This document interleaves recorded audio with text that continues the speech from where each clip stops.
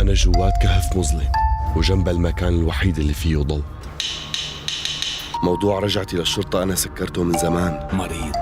والله رح خليك تندم، لأنه اللي بيخسر ما بيضل في عنده خيار تاني.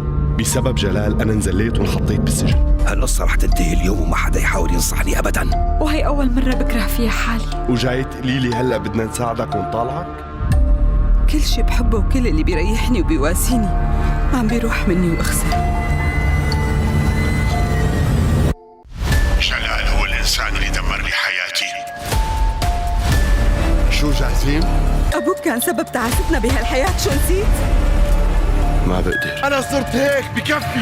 أمك طول الوقت مقهورة وعم تبكي عليك. شو بتقصدي؟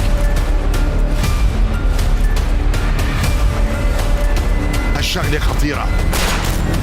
أنا جاي لهون لحتى أعرف إذا أخي عايش ولا ميت.